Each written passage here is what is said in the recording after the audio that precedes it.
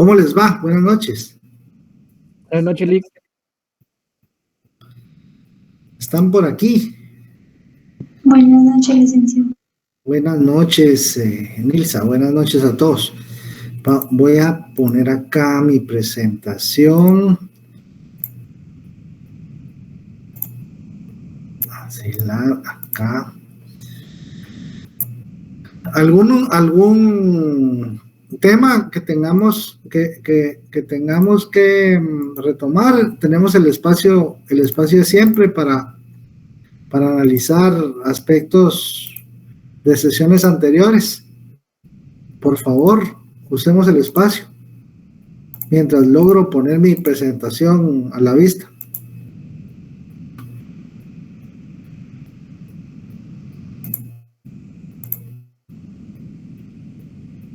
Ninguno.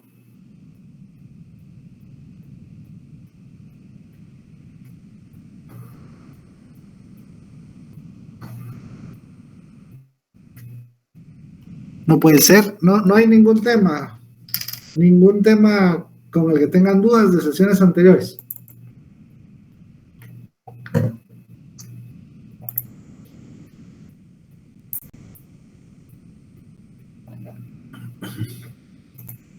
No. ¿Se escucha? Sí, se escucha y ya está presentando. Va. Muy bien. Entonces, si no hay dudas, pues arranquemos. Bien. Seguimos en la parte de los aspectos relacionados con medio ambiente, desarrollo sostenible y todo lo que hemos venido hablando respecto de economía ecológica, economía ambiental, cambio climático, externalidades, toda esa parte es importante. Hemos venido entonces conversando desde el principio del curso. Estamos hablando de recursos naturales y lo hemos venido haciendo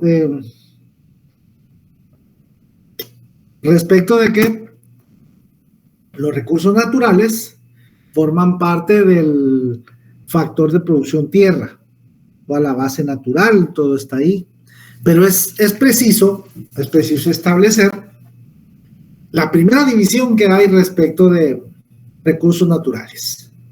Y esta viene, en la economía de los recursos naturales, se hace distinción entre recursos naturales renovables y recursos naturales no renovables.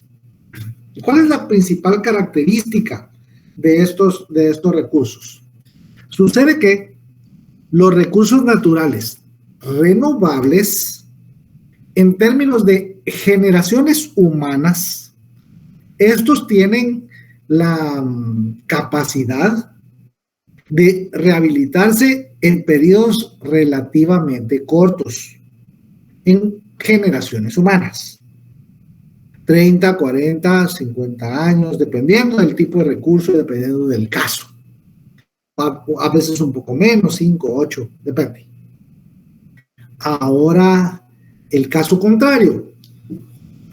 Aquellos elementos que a la naturaleza le ha llevado cientos de miles o millones de años poner a la disposición del hombre ese inventario de recursos, ese stock de capital natural, como es de procesos geológicos,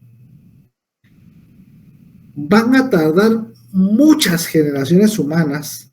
Los nietos de sus bisnietos no van a alcanzar para que vuelvan a haber una generación estos recursos de nuevo.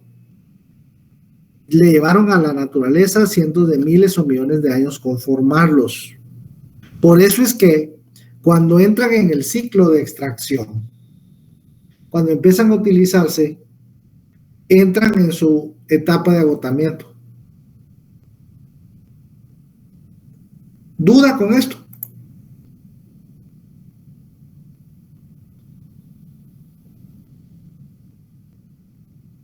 No, Lick. Ninguna. Ok. Entonces, veamos esa clasificación así, partámosla.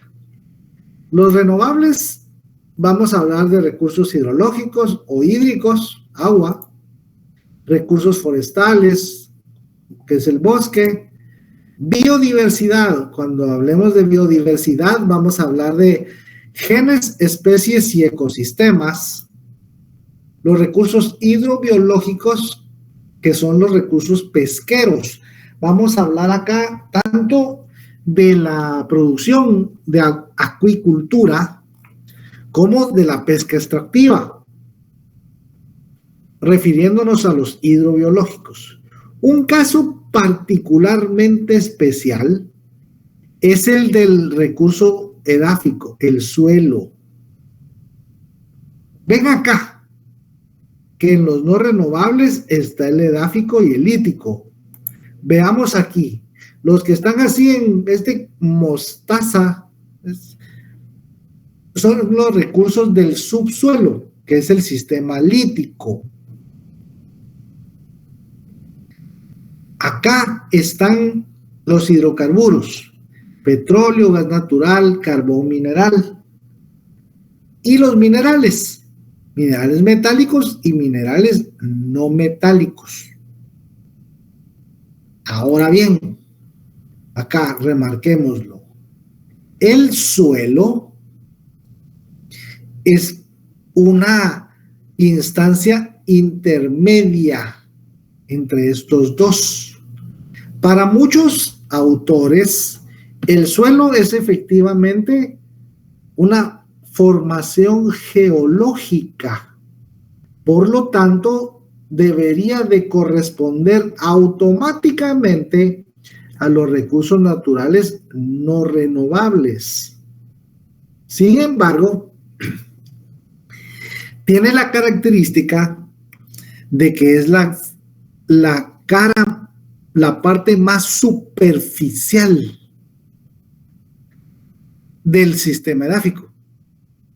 Es la capa arable de la tierra, lo que definimos como suelo, donde están todos los ingredientes, todos los elementos que la producción agropecuaria necesita para desarrollarse, principalmente la agrícola. Para desarrollarse necesitan los componentes que están en el suelo. Entonces, estos suelos permiten que se pueda aumentar o que se pueda regenerar en buena parte de ese tipo de componentes, aumentando así su productividad y por ende su tiempo de vida útil. Por lo tanto, tiene algunos aspectos de renovable, porque mediante prácticas de uso adecuadas, rotación de suelos, rotación de cultivos, barreras vivas, barreras muertas, prevención de la erosión, se puede aumentar su vida, manteniendo su productividad. Claro, ya sabemos que eso requiere costos y por eso se dificulta, pero sí se puede hacer. Por lo tanto, no es un recurso no renovable así al 100%, que no se puede hacer nada. No se puede sembrar petróleo, no se pueden sembrar minerales, no se puede hacer nada de eso. Son tiempos entonces diferentes para tener a disposición de nuevo ese stock. ¿Me di a entender con esto? Sí.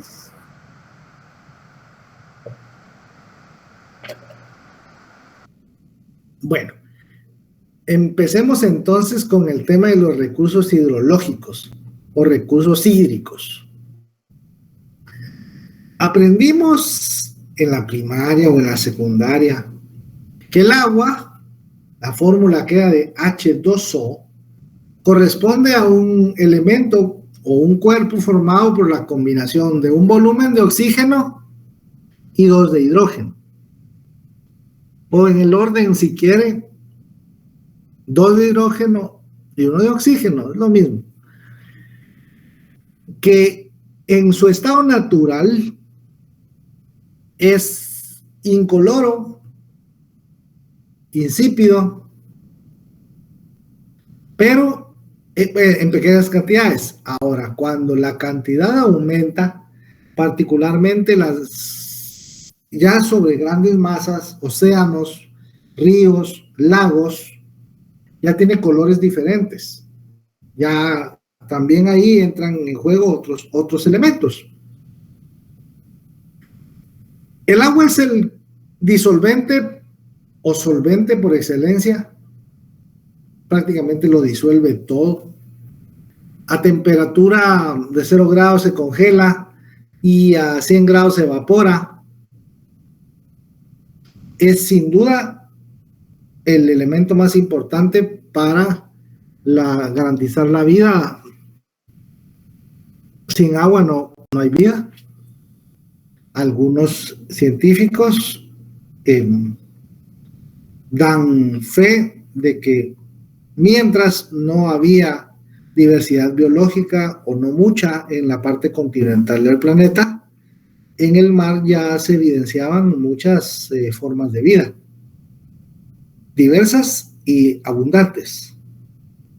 Por lo tanto, opinan que la vida se originó en el agua. De ahí toda la importancia que este vital líquido tiene para cada uno de nosotros y para la humanidad en general. Pero el agua sufre de muchos problemas. Quizá el principal problema que el agua enfrenta es la percepción que tienen muchos individuos, muchos agentes económicos, respecto de que el agua es sumamente abundante. El agua la da Dios y no debería el alcalde de tener que cobrarla y debería estar disponible para todos, en todos lados, a toda hora. Debería de ser un abastecimiento seguro, ¿verdad? Calidad, cantidad y continuidad. La necesaria y la suficiente para que todos, absolutamente todos los seres humanos dispusiéramos de ella todo el tiempo. Y sabemos que eso no sucede así. Pero bueno, esa percepción de abundancia está en función que 3/4 partes de la superficie terrestre están cubiertas de agua. Lo que no consideramos así en primera instancia es que esta es agua salada, que para empezar es difícil y muy cara de ponerla en condiciones de utilizarla para las mismas actividades económicas, para los mismos usos que se le dan al agua dulce, que es el agua superficial. No, que es el agua que tiene varios elementos. Veamos así. Del total de agua dulce disponible, que es un 3%, porque el 97% del agua es salada, 3% es agua dulce. De ese 3%, que ahora es el 100%, el 69% está congelada en casquetes polares y glaciares, 30% en el subsuelo, y eso deja una disponibilidad de agua superficial del 1%. Acá, esta es una disponibilidad teórica, porque ese 1% tiene muchas limitaciones para el consumo humano. Veámoslo gráficamente. Total del agua del planeta, 97% es agua salada, 3% agua dulce. Del agua dulce ya nos pasamos para acá.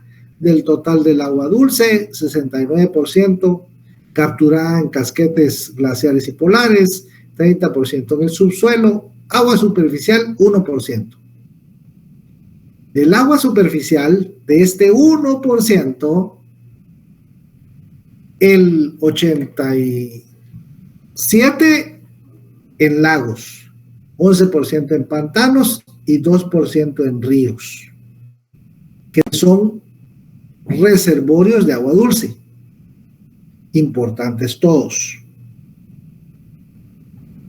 ¿Cómo es que ese ciclo, pues, mantiene la cantidad de agua disponible?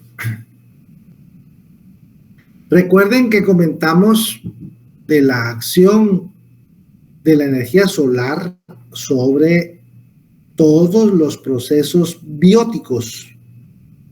Todos los ciclos que se dan en la naturaleza son resultado de la energía calórica y lumínica del Sol. Este en particular es evidente, dado que la primera fase es la evaporación. La acción del Sol sobre los cuerpos de agua superficiales hace que el agua se evapore, llega a la superficie por cambios en temperatura, se da la condensación, se forman las nubes, otra vez cambios en temperatura y algunas reacciones químicas hacen que el agua se precipite en forma de lluvia, en forma de nieve, en forma de granizo, ¿sí? Por lo que cae a la tierra. Por lo general, en la parte alta de las montañas se conforman las zonas de recarga hídrica.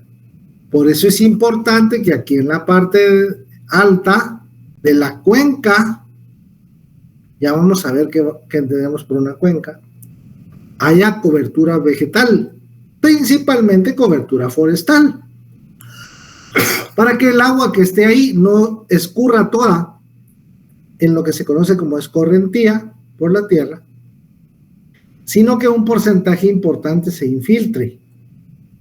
Esta infiltración da origen a lo que se conoce como manto freático, pero también mucha de esta, toda por gravedad, va hacia los cuerpos de agua mayores, lagos y océanos, para que este ciclo se mantenga de forma ininterrumpida, aparentemente.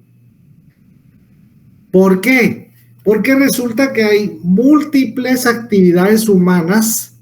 Ya hablamos de la deforestación como principal ejemplo de estas, que hacen que el ciclo de agua se vea, si no interrumpido, sí que tenga perturbaciones. La deforestación evita que haya esta captura del agua aquí arriba y que haya infiltración, porque entonces prácticamente todo el agua corre aquí a flor de tierra, y además de ocasionar otro tipo de problemas como poner en riesgo a las poblaciones que están en la parte media o bien en la parte baja de la cuenca, evitan que el porcentaje necesario de agua se infiltre, y eso ya va disminuyendo la disponibilidad teórica del agua para un país. ¿Vamos bien hasta acá?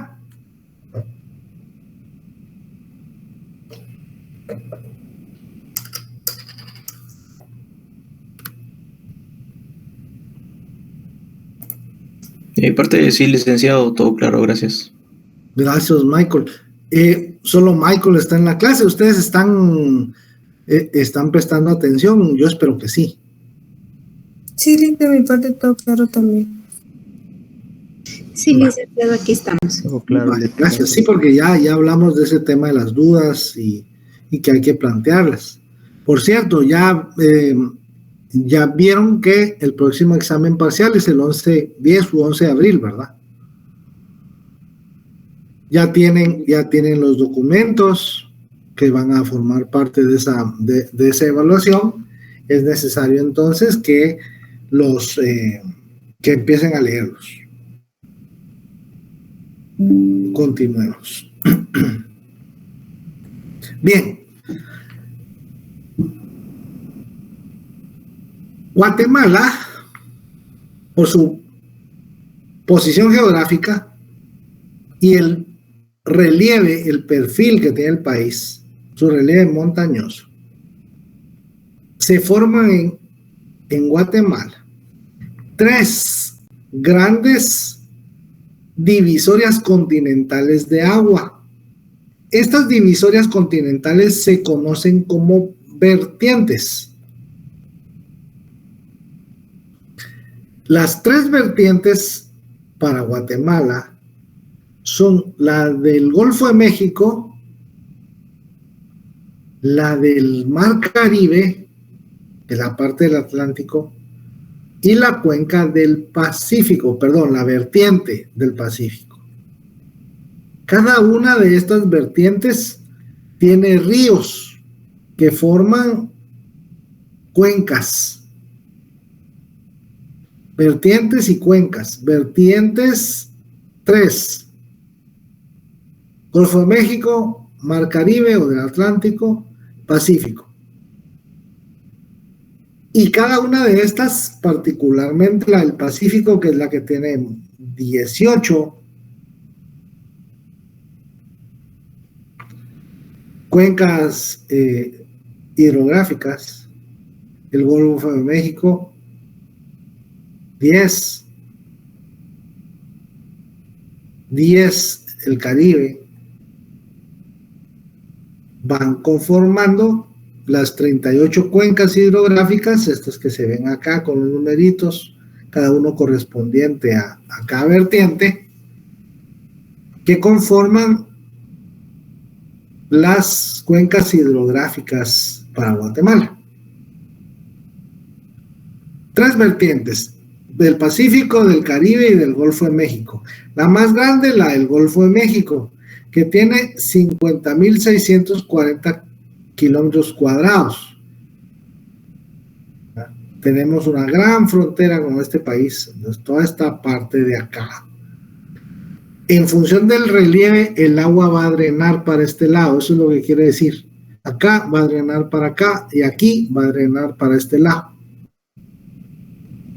En función del relieve montañoso, la divisoria continental define para qué lado es que el agua escurre, ¿sí? O para dónde se da el vertido.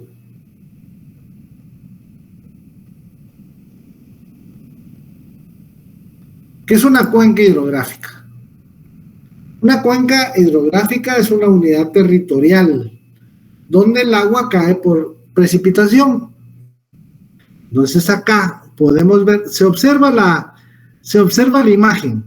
Acá hay una nube, está lloviendo, aquí también está cayendo agua. Bueno, pero ven, estos parteaguas son las divisorias continentales. Pues aquí nacen los ríos y aquí se forman las vertientes. ¿Sí? Todo esto es escurrimiento, para acá escurre el agua y conforma todo esto. En la cuenca es donde ocurre el ciclo hidrológico. Pero ¿qué sucede también en las cuencas? En muchas de estas hay actividades económicas. Se recuerdan, todas las actividades económicas generan residuos y generan desechos. Y esos, si causan daños a agentes económicos, sin que la gente que los causa pague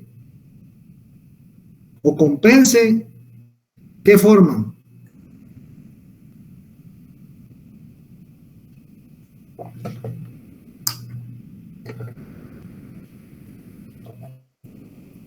Externalidades. Bueno. Pero además, Lo que sucede es de que estas actividades humanas van afectando el ciclo hidrológico y también la disponibilidad de agua. Porque acá la deforestación, por ejemplo, va a interrumpir el ciclo. Y no porque donde haya más árboles llueva más. No, eso no es del todo correcto. Lo que sucede es de que donde llueve, si es parte alta de las montañas, es mucho más importante que acá haya cobertura forestal.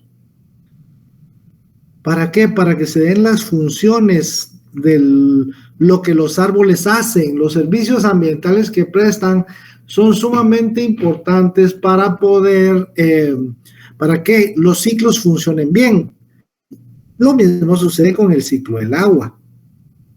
Entonces, si acá hay muchas actividades humanas que están degradando la calidad ambiental, el agua que está acá corre el riesgo de estar contaminada, por lo tanto también es un cuerpo de agua degradado y su disponibilidad está limitada a tener que tratar el agua de alguna forma, porque no se puede utilizar directamente, lo que ocasiona muchos costos. ¿Estamos?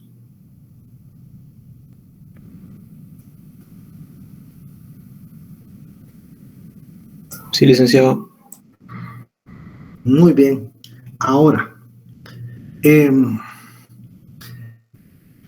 hay algo que se conoce como disponibilidad teórica y han estimado que en el territorio nacional hay más o menos disponibles 97.120 millones de metros cúbicos. Un metro cúbico son 1,000 litros. Este caudal, entonces, en metros cúbicos por segundo, habría que multiplicarlo por 1,000 para tener litros por segundo. Pero vemos que es una gran cantidad. Principalmente el Golfo de México, recuérdense que es la cuenca más grande. ¿Sí? Entonces, hay un abastecimiento importante, pero hay que tomar en consideración algunos elementos. Esos 97.000 millones de metros cúbicos no tienen una reducción natural en esa parte alta de la cuenca. Esa reducción natural se conoce como caudal ecológico. Es la cantidad de agua que una cuenca necesita para sus procesos biológicos.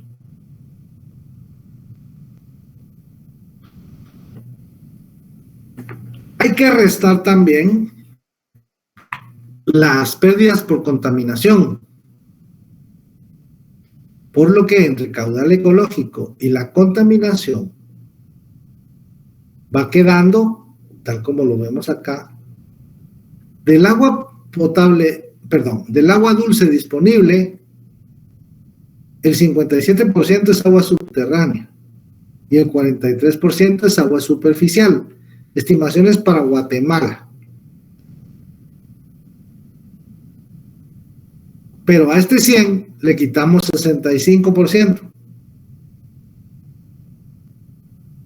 que es el caudal ecológico y la contaminación. Por lo tanto, se estima que de esos 97, solo hay una disponibilidad neta del 35%. Ahí se va reduciendo. Y la otra circunstancia, bueno, antes de eso, ¿todo bien con la diapositiva anterior?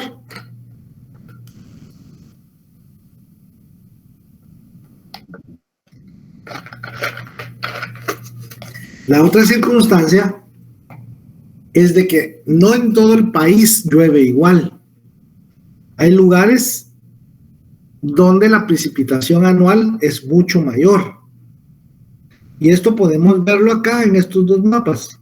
Uno es de la disponibilidad de agua en función de dónde llueve, y el otro es efectivamente el de precipitación anual. Y coinciden mucho.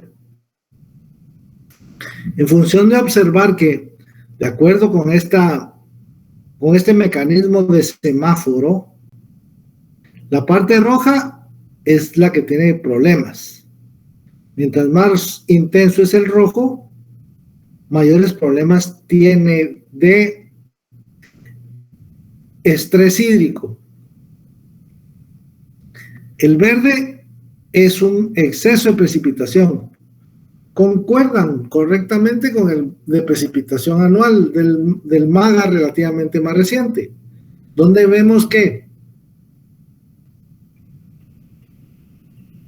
la parte de la franja transversal del norte y toda la parte de la boca costa, acá, una buena parte de la boca costa, son las que presentan la mayor cantidad de precipitación anual. Eso, por supuesto, hace que sean las áreas con las que se coincide acá, tienen mayor disponibilidad de agua. Esto que está aquí marcado es el corredor seco.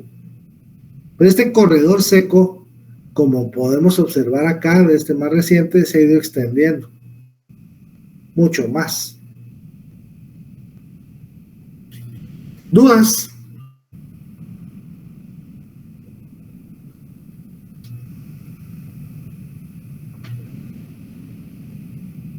No. Bueno. Otra circunstancia es, recuérdese, las vertientes. ¿Hacia dónde es que el agua va? Por gravedad. Sucede que existen lo que se conoce como cuencas transfronterizas. ¿Qué es eso? Es una cuenca hidrográfica con ríos que drenan o escurren hacia los países vecinos.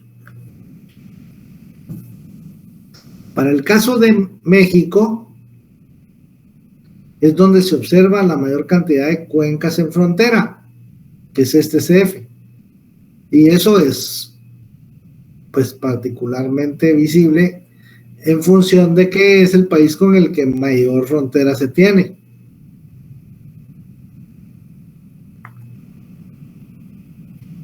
Sin embargo, también hay cuencas transfronterizas con El Salvador, Honduras, todo el tema del río Motagua con Honduras. Todo el problema es que en esta parte es donde está la vertiente del Mar de las Antillas. Todo esto drena en buena medida para Honduras. Y el asunto del litigio internacional por toda la cantidad de desechos sólidos es en función de que esta agua escurre para ese lado. ¿Dudas?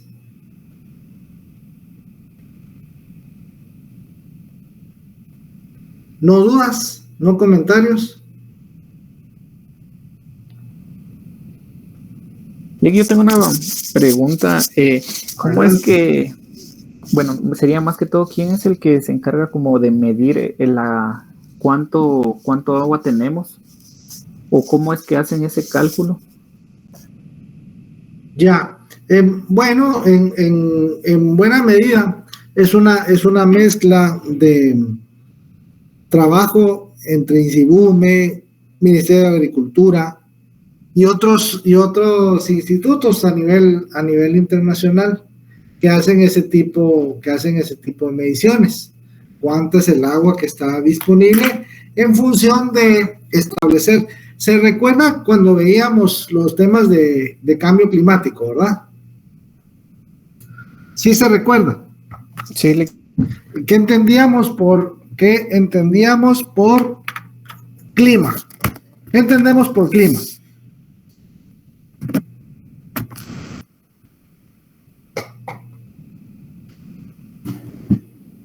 Se recuerda que eran temas estadísticas del estado del tiempo.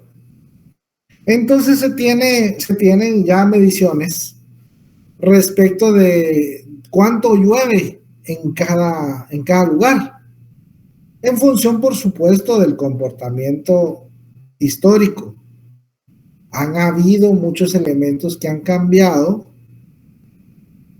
pero aún así se considera que en función de todo el histórico va a llover sobre esa región tantos milímetros durante el año. Y así es como se estima cuánta agua es la que en ese sector se precipita. De ahí sale el tema de la disponibilidad. ¿De acuerdo? Sí, gracias. Muy bien. Entonces, ahora, ya vimos el agua por el lado de la oferta.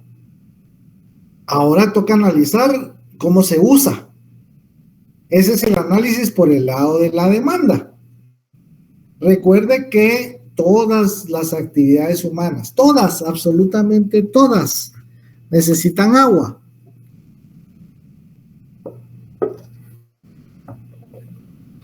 Por lo tanto, toda la producción de bienes y servicios emplea agua. Algunas actividades consumen el agua y ese consumo se calcula como la diferencia entre el volumen de entrada y el volumen de salida. Si hay una diferencia entre estos, o sea, si digamos entran 100 y salen 30, esos 70 diferencias se llaman uso consultivo. El tema de consultivo está en que se consume. Entonces ese uso consultivo, a diferencia de otras actividades que no consumen el agua, como la generación de energía, por ejemplo, generar energía eléctrica a través de agua se hace de diferentes maneras. Se almacena en presas, se aprovecha la caída, se aprovecha el caudal de algunos de los ríos. Pero si es, por ejemplo, hidroeléctrica y lo que mueve son turbinas, mueve la turbina y sigue su camino. Solo pasó moviendo la turbina, dándole vueltas para hacer que se generara, les decía. Otro uso no consultivo del agua es el tema del transporte. Pero eso lo vamos a ver aquí, ahorita. Veamos ejemplos de usos consultivos. Uso doméstico, uso industrial, riego o irrigación. Y esta parte es terrible. Y en Guatemala esto se ve, que utilizan el agua como eliminación de desechos. Y ahí no es que eso se consuma, sino que el tema es de que reduce la oferta disponible.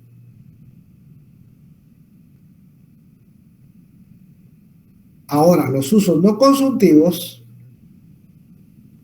generación de energía eléctrica, aprovechando el caudal o las caídas. También hay generación de energía eléctrica, hidroeléctrica, con algo que se llama energía mareomotriz. Cambia en función de la hora del día, el nivel, las mareas, y en ese subir y bajar va moviendo igual otros mecanismos que generan energía eléctrica. Recreación y turismo. Aprovechar la belleza escénica del lago de Atitlán, del lago de Izabal, aún en sus años mozos, Y se puede recuperar algún día. El lago de Amatitlán, le dan belleza escénica a los lugares y no se desgasta con verlo. Sí se pone en peligro por todas las descargas de aguas residuales que van hacia estos cuerpos de agua sin ningún tratamiento. La acuacultura o acuicultura no consumen el agua, es solo para, ahí es el hábitat de peces, de los hidrobiológicos que mencionamos. Y la navegación tampoco se consume el agua por pasar el barco por ahí. ¿Dudas?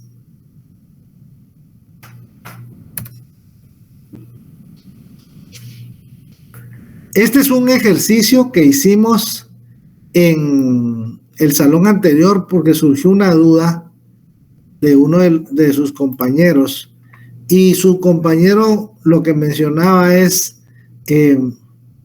¿por qué hay determinadas marcas de agua envasada que son más caras que otras? Y ahí hablábamos un poco respecto de los temas de la mercadotecnia, los temas de la imagen, incluso algunas de estas aguas embotelladas tienen denominación de origen, seguramente, que las caracteriza como propias de determinado lugar, aunque muchas veces el agua envasada que se compra, ¿sí?, proviene de agua municipal tratada. Pero bueno, ese es algo que sucede. Bien, pero esto que está acá es un ejercicio que hicimos en función de cuánto vale, no. ¿Qué precio tiene una botella de medio litro de agua? Dijimos que en promedio 5 quetzales. Eso implica que un litro debería de costar, su precio debería de ser de 10 quetzales. Un galón tiene 3.784 litros, por lo tanto su precio es 37.84. Un tonel tiene 42 galones. Llenar un tonel con botellitas de medio litro de salvavidas costaría 1.589 quetzales. Eso es un precio sumamente alto a pagar. Pero los supuestos son que esta es la única forma posible de abastecimiento de agua potable. Se compara con el precio del petróleo sin refinar, petróleo, que venden en toneles de 42 galones. Hoy me decían, el precio está cerca de los $80 el barril, el tipo de cambio como por 7.80, eso hace que cada barril tenga un precio estimado de 624 quetzales, que es una diferencia muy grande respecto de lo que costaría llenar un tonel con puras botellitas de medio litro de agua. ¿Me siguen con este ejemplo?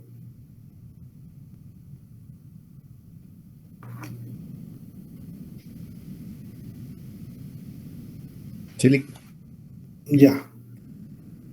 Otro detalle que mencionamos es que en Guatemala, en promedio, cada uno de los habitantes consumimos 120 litros diarios en promedio, mire ese nivel de consumo por el valor de un litro. ¿Será que estamos en condiciones de tener como única fuente de abastecimiento el agua embotellada? Creo que indudablemente no. Y esto de acá era respecto de, vimos que mucha del agua que llueve se infiltra en la tierra. Al infiltrarse, crea lo que se llama manto acuífero o manto freático. Ese manto freático en la ciudad de Guatemala cada vez se encuentra agua a mayores profundidades. Digamos que estos son 600 pies y esto era los 80s o los 90 finales. Estos son los 2000 mediados y estos son actualmente. Cada vez cuesta más porque está mucho más profundo encontrar agua dulce, lo que implica costos mayores y por ende un precio mayor. ¿Dudas?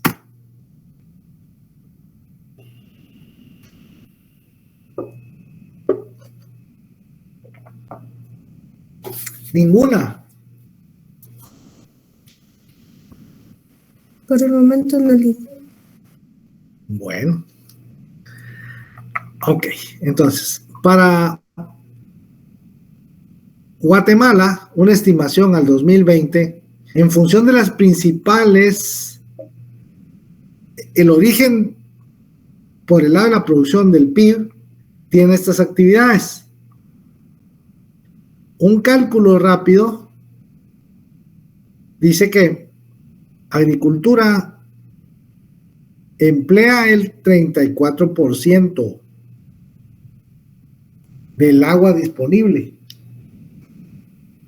La industria manufacturera cerca del 31% y suministro de electricidad, gas y agua, aquí están las empresas municipales de agua, utilizan el 31% de la oferta de agua disponible.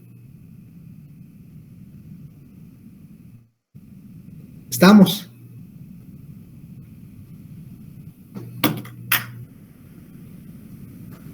Comentamos que todos los bienes y servicios tienen en común agua y energía y que para producir todo lo que conocemos se necesita agua.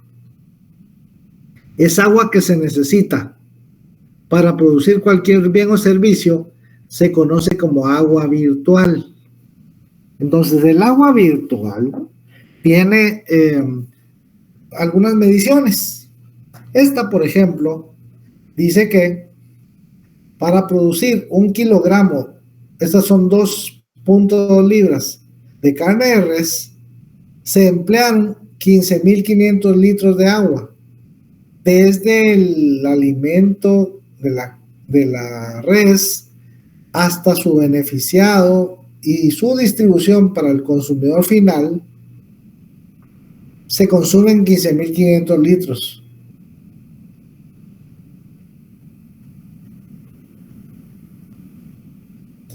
¿Me estoy dando a entender con esto?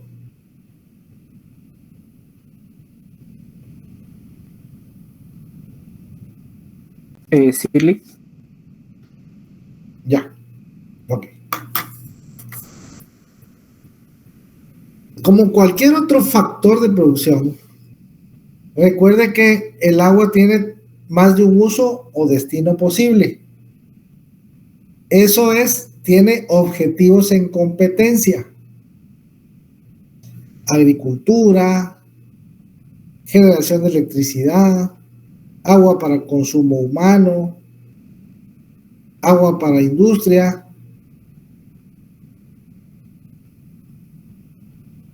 Sin embargo, países como Guatemala presentan estos graves problemas de agua por la carencia de una ley específica que pueda normar su uso adecuadamente. Esa es una ley general de aguas que estaba incluida o considerada en la Constitución del 85, pero todos esos años después, que ya 38, no se ha promulgado esa ley de aguas, lo que hace difícil en temas de gobernanza establecer quién la usa primero o quién la usa, como está sucediendo acá. Aunque este es un dato ya viejito, es del Censo Nacional Agropecuario, el último que se hizo, por eso es que ese dato es de aquí. Para ese momento, en el país se regaban 311.557 hectáreas, que esta superficie potencial de riego. Veamos en qué. Aquí, vámonos. Cultivos cosechados en superficies con riego.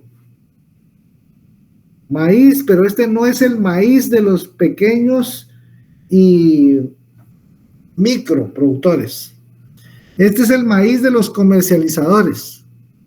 Y ve acá los cultivos que mayor agua utilizan para riego.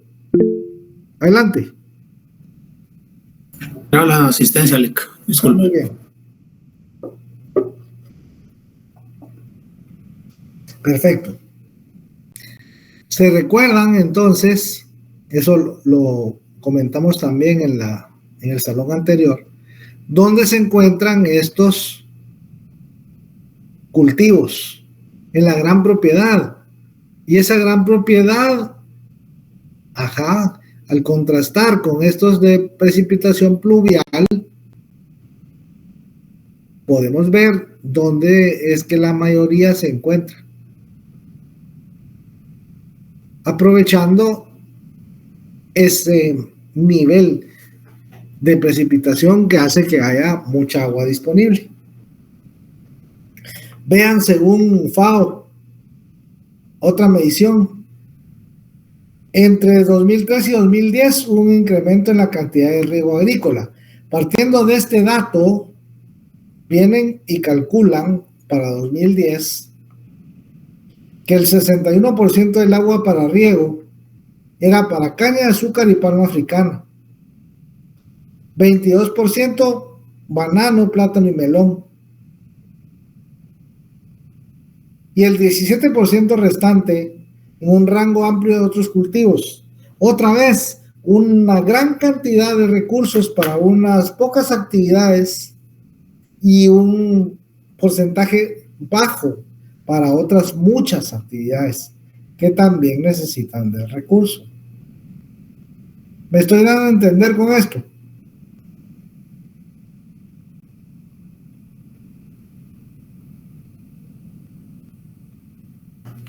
Bueno, espero que sí. Esta es la última diapositiva. A falta de una ley específica de agua, lo que ha sucedido es que se han hecho algunos comités de cuenca, algunas iniciativas que han servido para irle dando un poco de gobernanza al uso del recurso hídrico. ¿Cuáles son los objetivos de esta alianza por el agua? Donde está de Nature Conservancy, la Universidad del Valle, el Programa de Naciones Unidas para el Desarrollo. Esta es otra ONG de corte ambiental. Este de acá es el Instituto Privado de Estudios sobre el Cambio Climático, pero este es de los azucareros. Entonces, si esta parte de acá juega con asimetrías de la información, el tema del desvío de ríos y toda esa parte sigue dándose cada año en nuestro país. Particularmente en esta temporada son múltiples las quejas relacionadas a el tema de agua para riego. Desviar el río y no importa que pase en la parte media o baja de la cuenca. Ya, ahora ya sabemos que es una cuenca y podemos ver que eso ocasiona múltiples problemas. Entonces la idea es tener mejor gobernanza sobre el agua, fortalecer la creación o la actualización de las políticas públicas existentes respecto a los recursos hídricos. Esto es importantísimo. Los mecanismos financieros. Entonces acá dice que deben haber mecanismos financieros que ayuden a promover el diseño de mecanismos para orientar inversiones hacia la gestión integrada de recursos hídricos. Eso es lo que significa GIRH.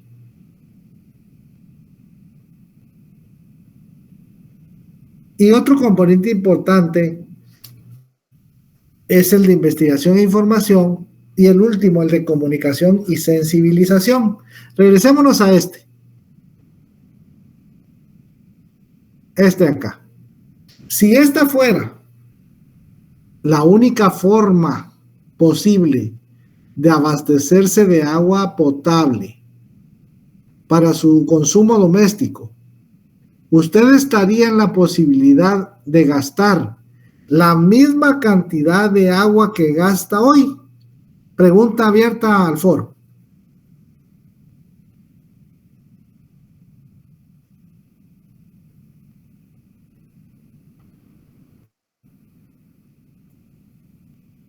Ay, hoy mi foro está dormido.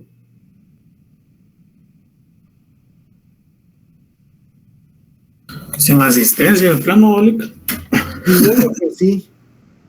Porque no están. Nadie tiene ningún comentario ni ninguna participación.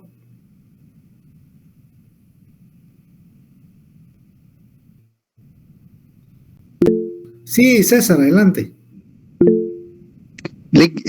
Yo se cortó un poquito la conexión, entonces no entendí qué pregunta estaba haciendo ahorita, pero hace un ratito le estaba consultando sobre qué significaba el 12%, digo, que se tenía como para cubrir el 12% de la superficie potencial de riego. ¿Quiere decir eso que no se está aprovechando el agua adecuadamente y por eso estamos teniendo solo esa parte cubierta? ¿O qué significa ese 12% que yo lo vi bastante bajo? Busquémoslo. Porque... Está después de esa, Alex. En la otra. No, está en la otra, perdón. Ahí. Que dice de que se regaban 311.557 hectáreas, cerca del 12% de la superficie potencial de riego. Para mí ese 12% me parece muy bajo, pero no sé qué significará. Ya, bueno, creo que si este fuera mayor, yo creo que la parte sustancial de esto es a quién pertenece esas hectáreas que están bajo riego. De esta superficie, la mayor parte está en manos de iniciativa privada. ¿Ya? Y no hay mecanismos de gobernanza sobre ella. Por eso hablaba de la ley de aguas. Mientras no haya una ley de aguas, estos patrones de uso no cambian. Porque el único costo que tienen este tipo de productores es lo que les cuesta llevar el agua hacia sus fincas, desviar el río, los canales de irrigación. Si es agua subterránea, el precio de bombearlo. Pero no, hasta ahí. Yo creo que la parte importante es que no hay una gobernanza sobre el agua.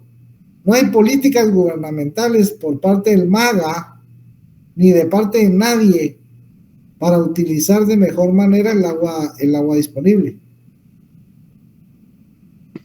Y bueno, entiendo esa parte de lo de la importancia de quién es ese 12% y pues abajo dice, bueno, está para azúcar y palma africana, banana y plátano.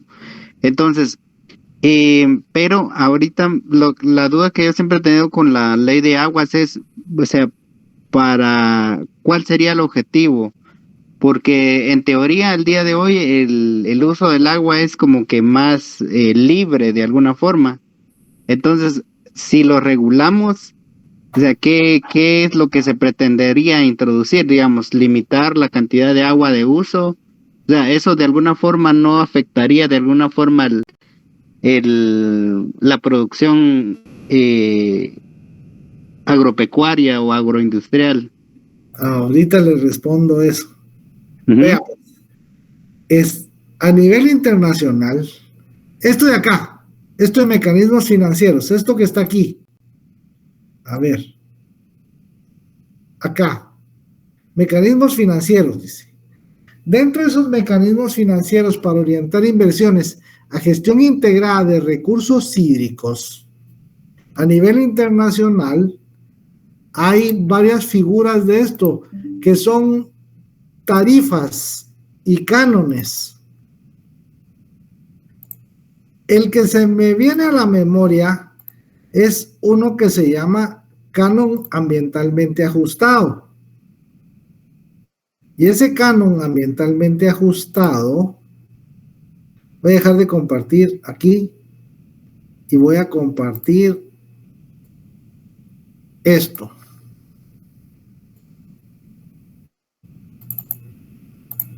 ¿Está en pantalla?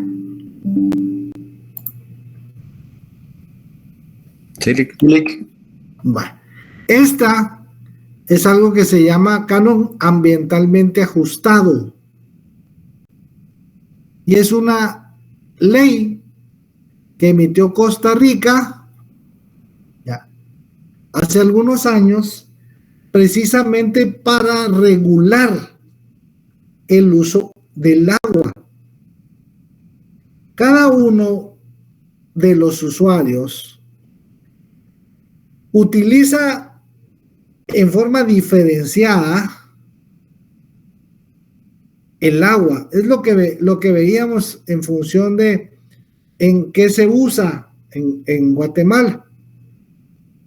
El agropecuario, residencial, comercio e industria, y todos deberían de pagar una tarifa diferente en función de su uso, pero también en función del valor que el agua tiene.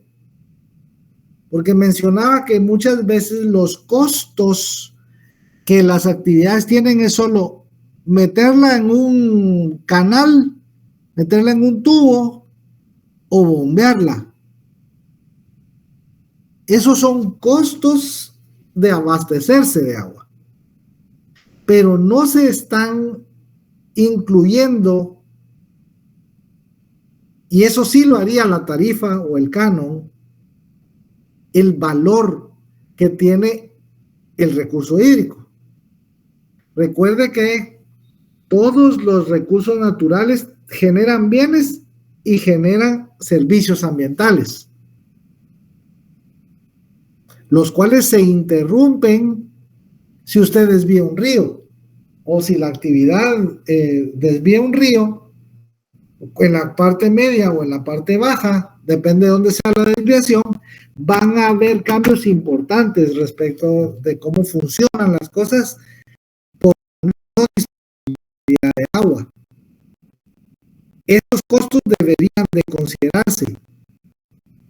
Adicionalmente, también el tema de la contaminación y el sobreuso del recurso debería también ser parte de la evaluación. Así, por ejemplo, este que es de Costa Rica. Entonces ahí funciona el Ministerio de Ambiente y Energía, funcionan juntos ahí en Costa Rica, y decidieron que tendrían que poner tarifas diferenciadas para agua superficial y para agua subterránea, y dependiendo de la categoría de usuario, así le cobraría por metro cúbico. Y por eso es que en Guatemala no se establece una ley de aguas, porque los múltiples usuarios no tienen estos costos que esto generaría. Entonces mantienen su competitividad a través de desvíos. ¿Y qué importa Cuenca Abajo? Lo que importa es la tragedia de los comunes que sufre el agua. ¿Ya? Lo que es de todos no lo cuida nadie, ellos lo cuidan bien para sus intereses. Estamos hablando de la producción que más agua demanda, ¿no? Del top 5 a nivel mundial, pero ¿y los costos reales? Tener competitividad así, qué bonito, ¿no? Pero ¿y cómo se prioriza el uso? ¿Qué cantidad debe designarse para mantener el caudal ecológico, para que las comunidades se abastezcan de agua, priorizando su consumo directo, no su uso en actividades agropecuarias? Se puede, a nivel internacional se ha hecho. Lo que pasa es que aquí poco importa. Y mejor si así se queda, porque los grandes usuarios del agua están en contra de una estructuración de una tarifa así, en la que paga más por el agua el uso industrial, el uso comercial. Ya. El uso, dependiendo de los cultivos, de qué cultivo se trate, tienen tarifas diferentes. Pero lo que busca es mejorar la parte que tiene que ver con la gobernanza del agua. A eso se refiere.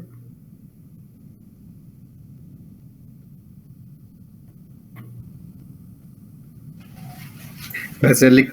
Me queda claro. Muy bien, gracias. Muy bien. Entonces, si ya no tienen más dudas ni preguntas,